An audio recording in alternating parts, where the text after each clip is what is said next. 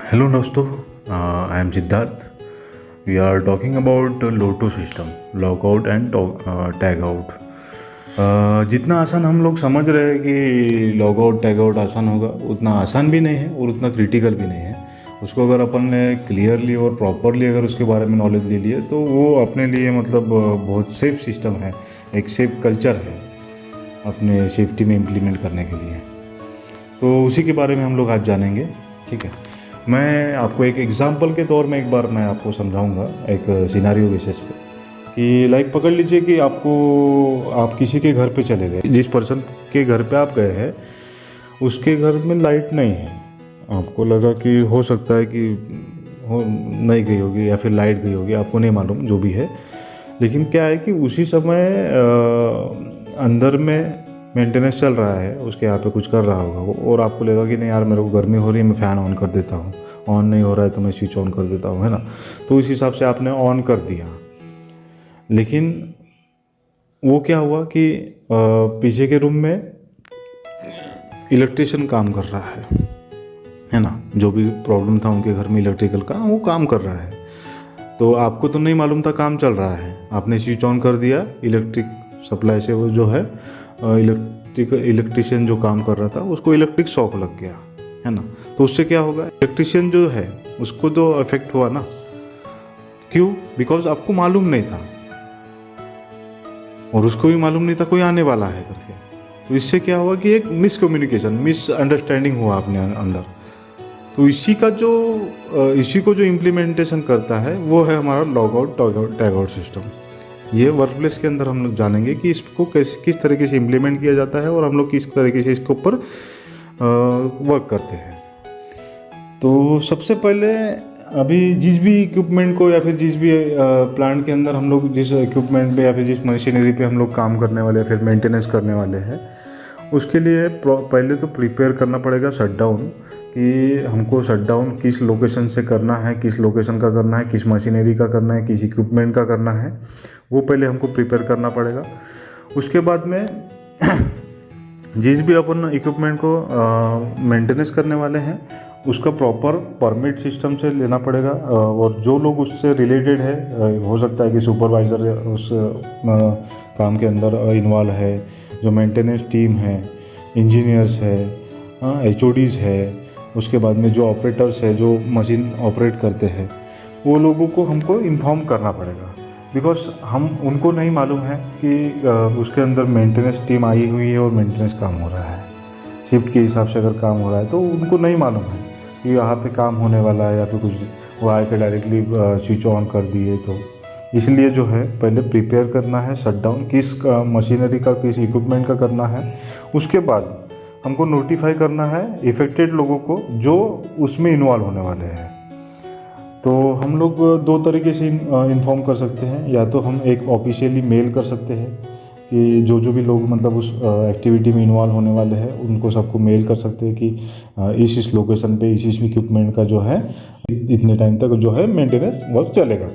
तो उसको जो है एक तरीके से हम लोग मेल कर सकते हैं. और दूसरा जो ऑप्शन है परमिट कॉपी, जो अगर मतलब वर्क लोकेशन पे हम लोग जो काम करने वाले हैं उसका जो परमिट लेंगे वो परमिट हम जो है सेंड कर देंगे या फिर उनको जो है भेज देंगे. उससे क्या होगा कि हमारा जो शटडाउन है वो सक्सेसफुली काम कर सकता है. उसके बाद में आइसोलेशन का प्रोसीजर होगा, जिससे मतलब जिस इक्विपमेंट में हम लोग काम करने वाले हैं उसको आइसोलेट करेंगे शटडाउन करके. शटडाउन होगा उसके बाद में आइसोलेट करेंगे प्रॉपर, कि मतलब प्रॉपरली वहाँ पे जो भी कनेक्शन है वो प्रॉपर हुआ है कि नहीं. और उससे हो सकता है कि एक बार वो भी इंश्योर करना है हमको जो मशीनरीज का हम लोग शटडाउन कर रहे हैं, मेंटेनेंस कर रहे हैं, वो उस मशीनरी में कहीं बैकअप का तो नहीं है. जैसा मतलब हो सकता है ना कि पहले पावर सप्लाई जाएगा और पावर सप्लाई के अतिरिक्त अगर पावर सप्लाई बंद भी हो गया तो उसके अलावा भी एक बैकअप सपोर्ट रहता है कि वो बंद हो गया तो उसके बाद में बैकअप वाला जो बैटरीज वगैरह है या फिर इन्वर्टर वगैरह है उससे वो इक्विपमेंट चल सकता है.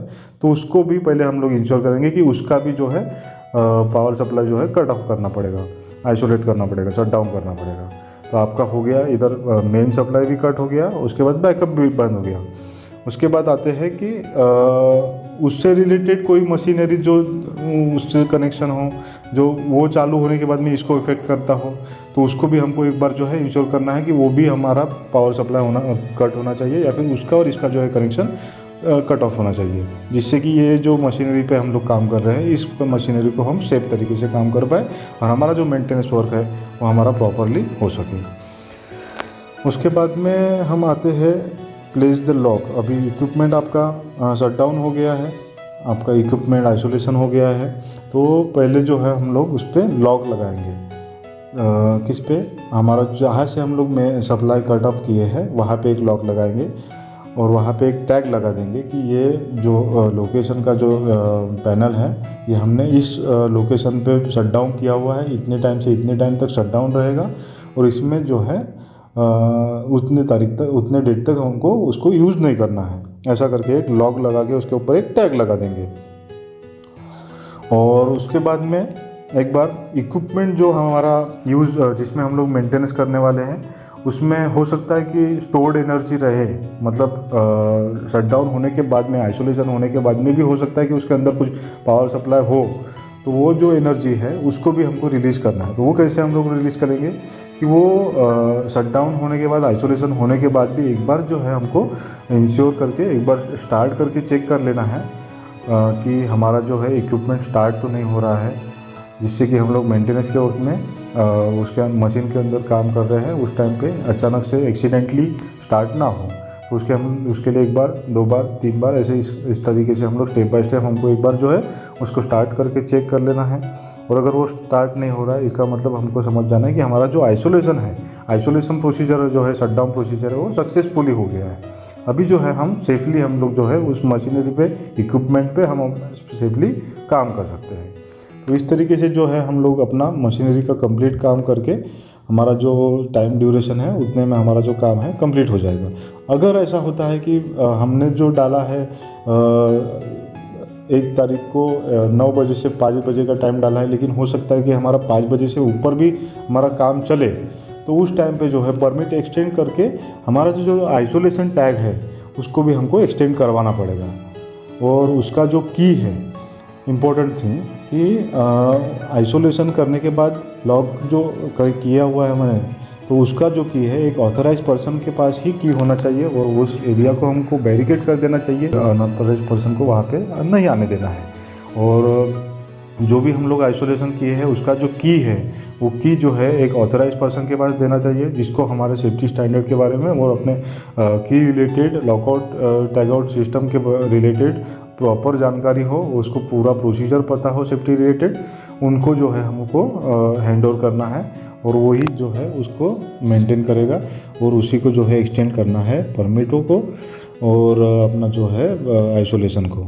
इस तरीके से जो है हमारा लॉकआउट टैगआउट सिस्टम होता है और इसी को जो है इसी तरीके से जो है सेफ तरीके से शट डाउन होकर हमारा जो इक्विपमेंट है वो आपको प्रॉपरली मेंटेनेंस किया जा सकता है।